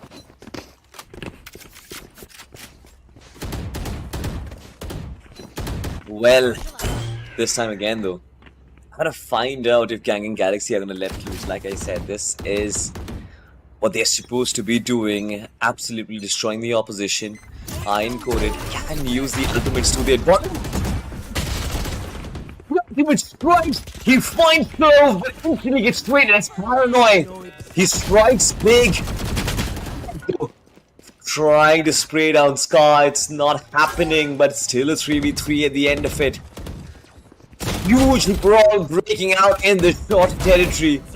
And it seems like Iron Coded coming out on the right end of it. But meanwhile, Mighty is still holding the gates of this A side. Needs to fall back and needs to wait for his comrade, because otherwise he will get destroyed. Not a lot of HP to work with. Meanwhile, Knight Rider, I love the fact that he has got the operator online. Needs to anticipate the time to strike, but look at this rotation coming in from Mighty.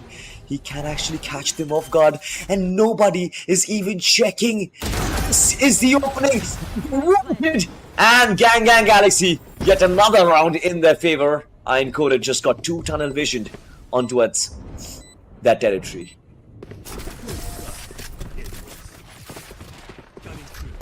To really come through at the end of the day.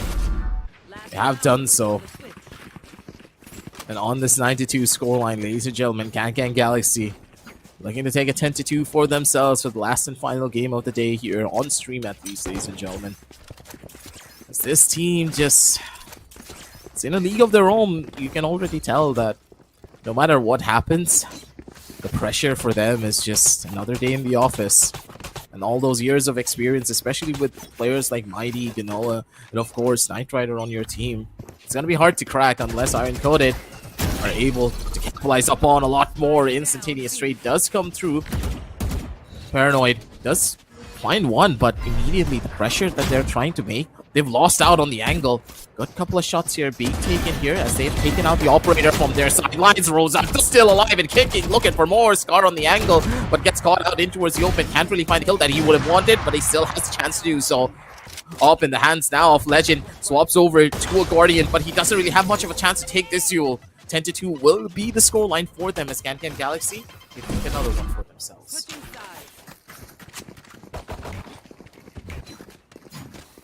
Gangan Galaxy looking to turn this into a one-sided affair, and I think this will rather be a one-sided affair unless and until Iron Coded manage to find a way to come back on this pistol round. I think will be their last chance or their last hope of survival in this Intel Community Cup. But at this point, for Iron Coded, I think what is more important is to try and identify how to find those trades going in their favor, because yeah, sure, there is a little bit of the aim diff which is certainly helping Gangan Galaxy, but if they do manage to find a place where they can stack up all their forces to oh my God. be able to look at this is what I'm talking about. Ayak with the first shot now needs to get in the second. He actually finds it. Ginola is going to recover the trade over 3v4, still very much in it. He strikes again. 3 shots in quick succession, make it a 4. Iron Coded 3 round on their scorecard, and this one was a one-sided domination. Yeah, God, Ayek. That Sheriff was just gorgeous to watch, that is for certain. These are the type of plays that you need to go up against the members of Gangan Galaxy. Because at the end of the turn, there's only one thing that will give you victory. It's you being able to carry that mantle for your team through those hardships and through those tough moments. So for now, That was just one round where Ayek just completely popped off. You're not going to be able to rely on that at each and every turn. It's always going to be a difficulty. This Legend now does have the Outlaw in hand to deal a tiny bit more of hard pressure here, because don't forget that Outlaw does make half shields look absolutely useless because it is a glorified operator at the end of the day. And for a lot of players, the Outlaw is arguably even stronger than the Op because of how well it controls the economy for any particular team. Scar now is going to be the first one to take this engagement from the side of Showers to try and brute force maybe one opener onto any of these players, but Paranoid is not going to be giving an inch of space away. I've just been so good. He is so good. Oh my god. He can actually be the new age Shankar, to be honest, if he does keep on performing like this. Always seems to find that connection. We'll go in for the second one, not really iron-coded. They get their 4th round on board, and Galaxy, this might be a momentum stopper, to be honest, aggressive, because I think this is the best case scenario for iron-coded. They need the pistol round, they need the round that follows, and now if they win the buy round, the game flips on its page and completely turns away. Gangan Galaxy will no longer have a lead. They for sure will on the scorecard, but in terms of momentum, I think that will completely shift on towards iron-coded. And if they can actually make it work, things can change pretty soon. It's going to be a tough call for them to make here. It's now, once again, with the guns now in the hands of the members of Gangan Galaxy. Stuff that you were normally doing before is not going to be as simple. Ganola already flying through the sky with the satchels, able to find another big kill from the sidelines. Desert's position already revealed, and Mighty's going to be ready to put him in the bag for it. 11-4, ladies and gentlemen, as Janola goes in for the final frag of his own. 11-4, ladies and gentlemen, on this map of mine. Gangan Galaxy, they take the victory for this particular round, but they cannot get overly complacent in their position, because that last round in particular was a bonus round coming in from Iron Coded. So with the operators now coming online for their side, this defense is going to be a lot more harder. Now I think his time in Gangan Galaxy actually unleashes their force. Iron Coded, I doubt how much of their existing weaponry are they carrying forward, but it seems like Gangan Galaxy finally found their groove, especially onto the second half. Legendary will be there to kind of stop them coming in from that A entrance, where it seems like Knight Rider has just right on towards Ganola, on towards Ayek. Threat has been neutralized as Ganola moves forward with yet another one. Paranoid will find success, but is that enough will be my question. Beautiful stuff on towards Knight Rider as well. Finds his third, and now Gangan Galaxy in a 1v1 where Scar needs to climb the spike. Risky. 20 HP on the slant. Turns around, finds it. No! The Phantom! He strikes. A Vandal versus a Phantom, and this is exactly what Paranoid did not want. This is his worst nightmare.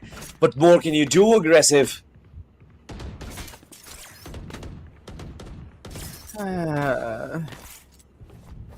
Killed me now. Struck a knife through my heart for that one. You sure? I would love to. Okay, bro. I see what my brother from another mother means now. I understand completely. Same goes for the side of Iron Coded here.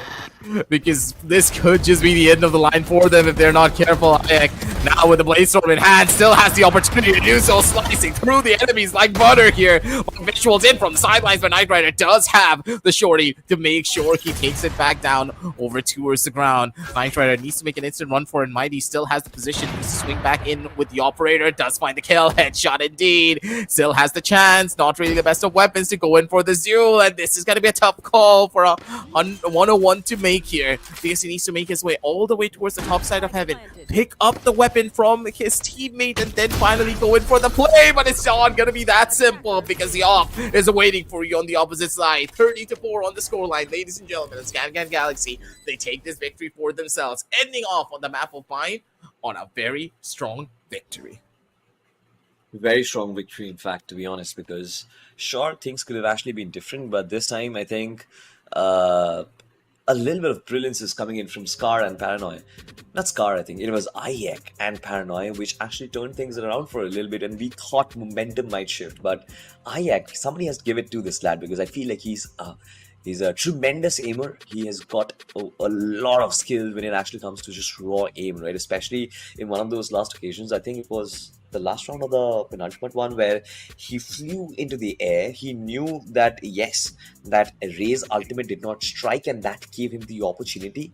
Mid-air, he finds two with his knives itself stabilizing. So it means that he's very comfortable on the jet. He's very comfortable in aiming at high pressure situations. So kudos to these lads, Ayek and Paranoid, because I feel like they can go much further, especially considering their raw potential. But when you have someone like Gangan Galaxy facing against you, it does get very difficult, because every single player on this lineup, I think, was playing on its top form. It felt like it's going to be perfect, apart from the fact that they did lose 4 rounds. But I initially felt, especially after that 5-0 score lining aggressive, that this might be a clean sweep coming in from Gangan Galaxy. Yep, Gangan Galaxy just had such a strong victory line for themselves for this particular engagement that it would have been tough to do pretty much anything up against them unless you were a team of the exact same caliber. And when you have such big names on your team, there's not really much that you can do other than accept it. It was a learning experience for them, an experience that they can build upon moving on down the line as well. And hopefully they don't take this too hard, because especially after a couple of the clutches that we saw, especially from Ayek, utilizing that Sheriff so well on the defensive side, you would have expected them to really mount a comeback from there. But one man alone is just not going to be able to do everything. This is where composition really does matter. Understanding that, hey, Jet is just not that premier agent anymore. There's other duelists that are far more superior than her for this very particular reason. Yeah, the Jet uses the uptrap, uses the dash, and then she's just going to become useless. She doesn't have anything to bring onto the table compared to a lot of the other duelists here. But for now, ladies and gentlemen, that's all that we do have for you in front of your screens for tonight. Make sure to check out all the links down below in the description to see all the lovely deals that we have on Flipkart for you guys, because of the Intel Gamer Days, you can grab yourselves an Intel core-powered gaming laptop starting at just 52,990 INR till the 7th of September. And of course, no cost EMIs on select models with select bank cards as well. You can check out all the information down below in the description. But for now, for tonight, good night and happy gaming, everyone, because tomorrow we're going to be seeing you with a lot more action for the Intel Gamer Days Valorant Community Cup.